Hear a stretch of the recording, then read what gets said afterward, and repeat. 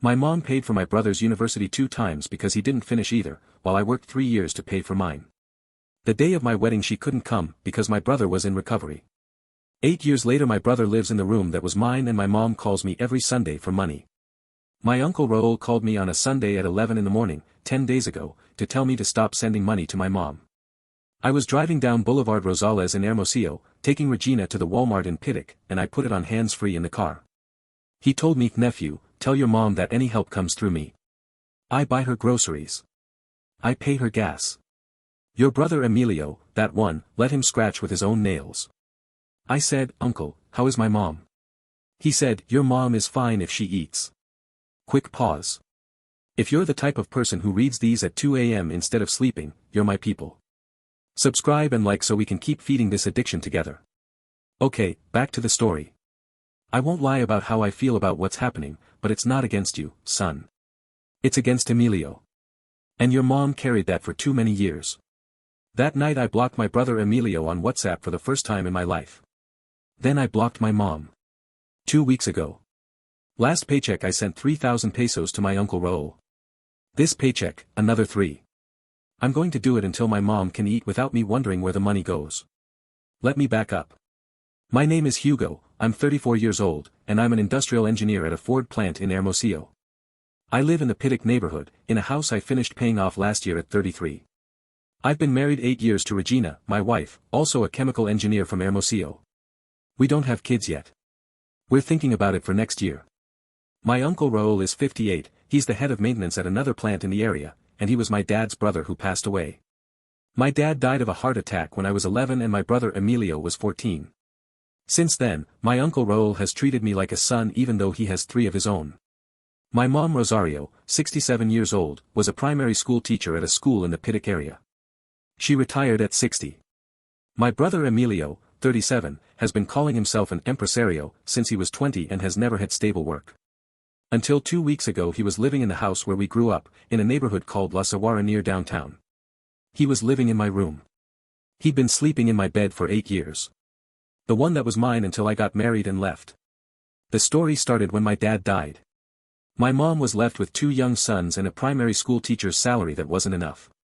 My dad hadn't left life insurance. He had an apartment we rented out, that helped. But the money was never enough. I did whatever work came up. My brother Emilio said he was going to look for opportunities. When he was 18, my mom enrolled him in business administration at Universidad del Noroeste, a small private school in Hermosillo. She paid the registration, paid the tuition. Emilio went 2 semesters and dropped out. He said, it's not for me, Mom, I'm going to look at something else. My mom said, that's fine, son, the important thing is that you find your thing. I was 15 at that point. I was in public middle school. I worked Saturdays at a stationery store in the neighborhood, unloaded merchandise trucks for 300 pesos a week. At 22, Emilio told my mom, now I know what I want, Mom. Tourism. I'm going to study tourism business administration at a school in Mazatlán that has an agreement with a hotel.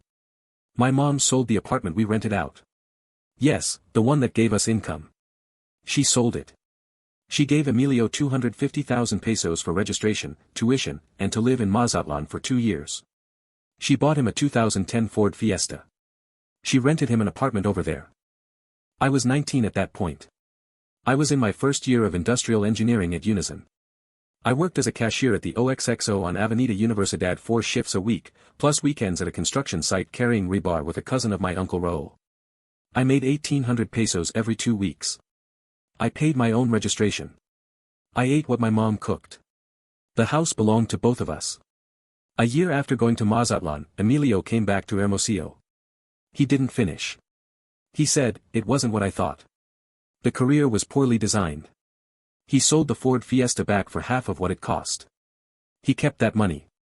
My mom didn't ask him to account for it. I was 20. I was in my 2nd year. I needed to pay the semester registration. I told my mom, Mom, if you could help me with 3,000 pesos for registration, I'll pay you back by December. She said, son, I'm tight right now, but ask your brother Emilio. He just got back.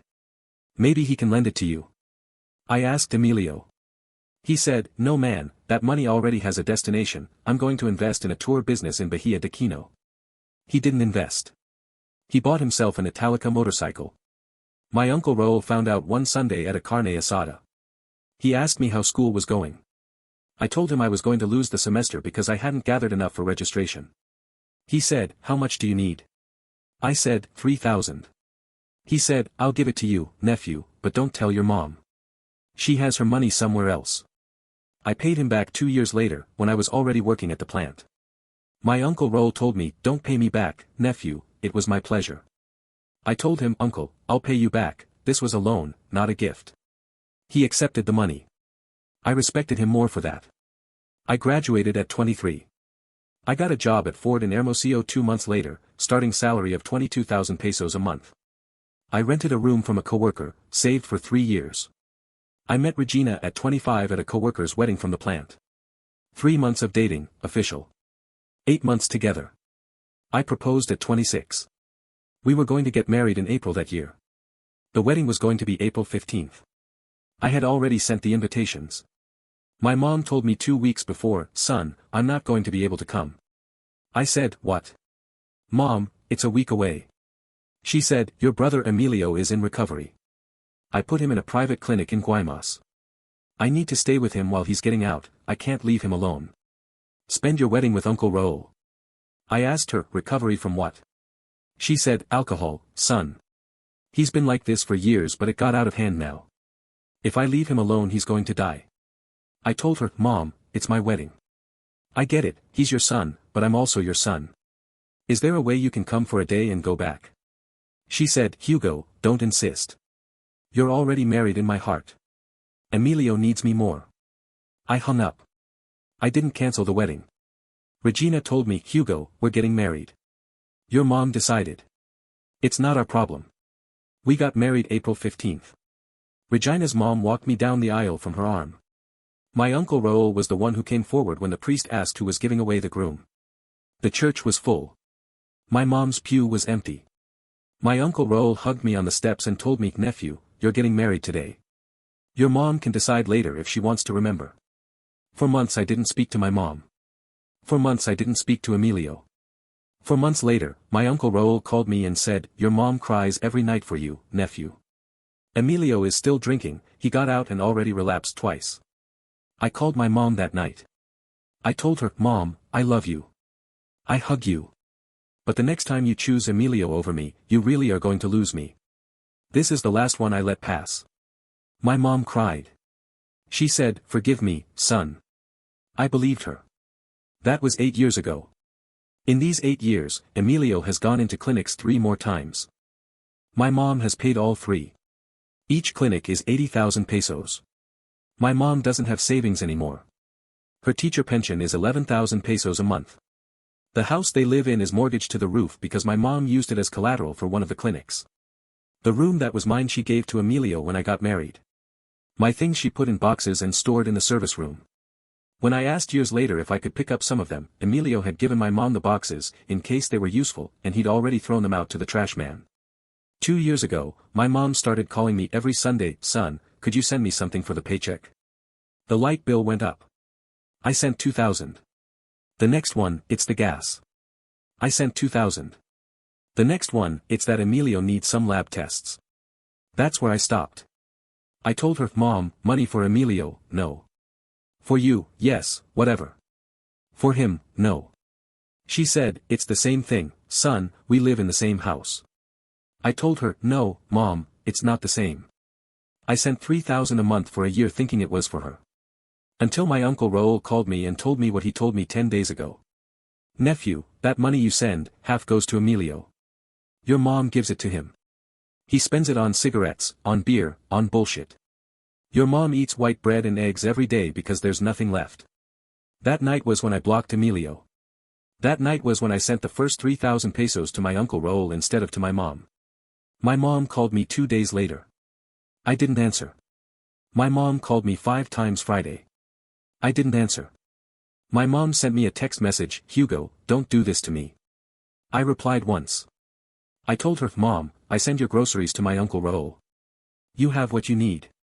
If Emilio needs something, tell Emilio to go look for it. I'm not responsible for him." My mom didn't respond. Emilio did. He sent me a long audio on WhatsApp from my mom's number. The audio said, "Brother, don't do this to my mom, she loves you, it's not her fault that I'm like this, you're an engineer, you're doing well, what does it cost you to support your own family? Don't be a dick, Hugo. You disappoint me." I didn't respond.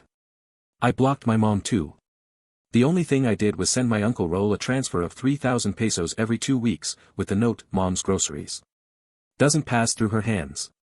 My uncle Raúl brings her groceries Wednesdays. He buys what she needs. He has 3 bags ready that he assembles at the Soriana on Veracruz. Beans, rice, tomato, cheese, chicken, fruit, her coffee. My mom doesn't decide anymore. My mom just eats. My uncle sent me a photo last week of my mom drinking her coffee on the porch. She was smiling. She's thinner, but she smiles. My uncle told me, "Your mom doesn't despair anymore, nephew. She understood that you love her but you don't love Emilio. And Emilio is making do with whatever comes up on the street." A week ago, Emilio left the house. He couldn't stand living with my mom eating only what my uncle Raúl bought. He went to live at a friend's place. My uncle Raúl told me he's selling crappy insurance on the street. I didn't go see him. I haven't called him. Regina asked me last week, "Love, what are you going to do if your mom shows up at the door one day?" I told her, I open it. I offer her coffee. I tell her she has a room if she wants to stay. But Emilio doesn't come in. She said, "And if she begs you for Emilio?" I told her, "Regina, my mom has spent 23 years choosing between Emilio and me whenever something gets hard. When my dad died, Emilio took up all the grieving space and I carried the house. When we studied, my mom paid for 2 of Emilio's universities that he didn't finish and she wouldn't lend me 3,000 for registration. When I got married, my mom didn't come. I'm not going to ask her to change today. I'm just going to stop financing the decision she already made. I'm her son even if she's forgotten." My uncle Raúl called me yesterday. He told me, "Your mom wants to see you. But she's waiting for you to decide, she didn't ask me to tell you." I told him, "Uncle, tell my mom that when she's ready for her house to be mine and Regina's when we visit, not Emilio's, I'll call her myself." My uncle told me, "All right, nephew." My mom sent me a letter to the plant office. It arrived Monday. It's still sealed. I read it twice without opening it, just looking at my mom's handwriting on the envelope. I'm going to open it when Emilio leaves to another city and I know for sure he's not in my old house. Until then, my mom has my uncle Raúl. And I have Regina. My mom didn't come to my wedding 8 years ago. It's not because I didn't want her there. It's because she had to decide if she wanted to come to a wedding where her other son wasn't the center. It's not me anymore who has to choose myself.